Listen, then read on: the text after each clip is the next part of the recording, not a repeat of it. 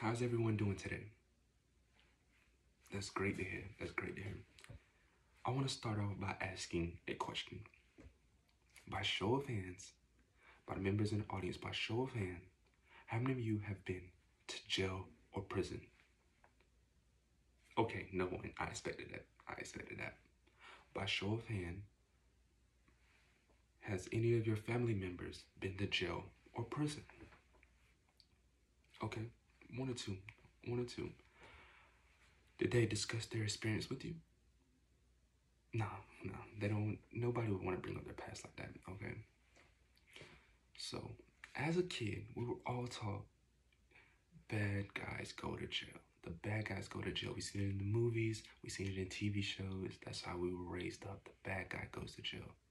You do the crime, you don't obey the law, you don't listen to authority, you go to prison or you go to jail. I guess you can say you do the crime, you gotta do the time. We have not lived a day in the life of a prisoner. We have no idea what they go through.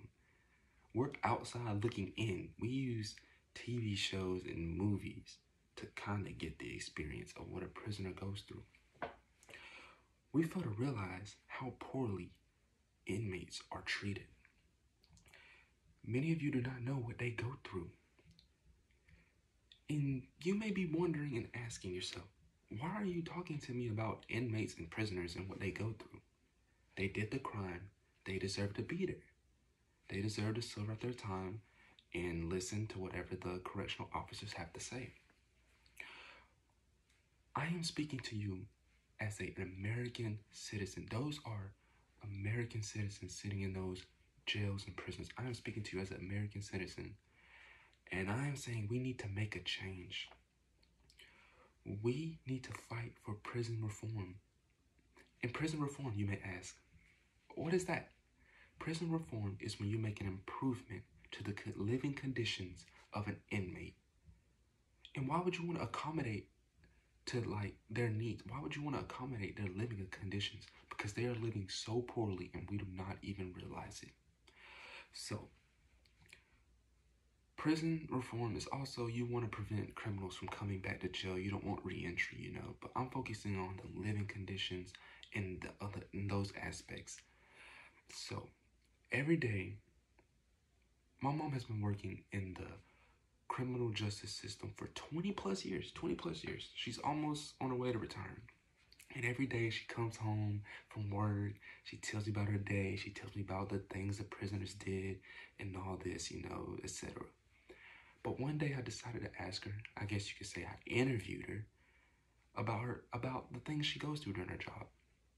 And I asked her, how do most correctional officers handle a non-compliant inmate, an inmate that has a little bit of an attitude, And she said, according to Sergeant Castro, my mother, she said, most officers use the necessary force, They use the necessary force they're trained with.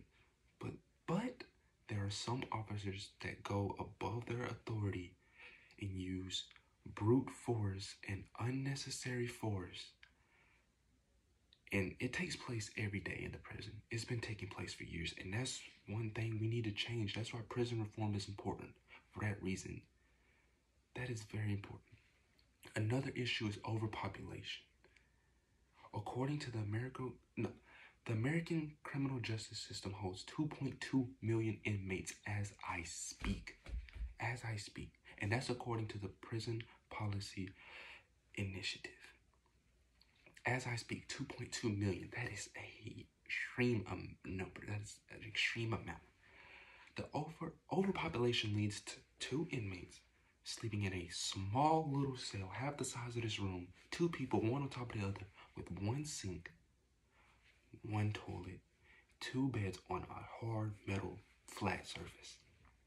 Imagine living with a complete stranger for years and years, 10, 20 years, sleeping while they use the bathroom 3 feet away from you. 3 feet away from you. That's unbearable. Humans should not go through those type of instances and things like that.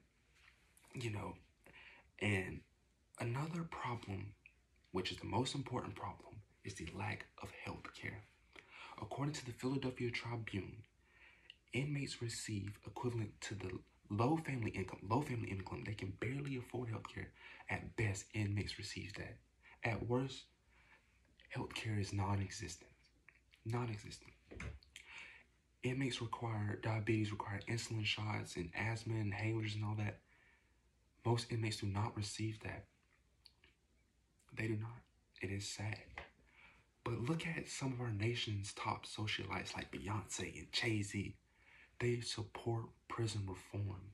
They have even gone out during this COVID-19 pandemic and provided masks and gloves for prisoners because prisons have yet to provide those things.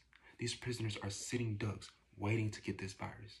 So I want to challenge you as a goal, as a mission, to go out, research the politicians that support prison reform, that are here to make these prisons better so inmates can live.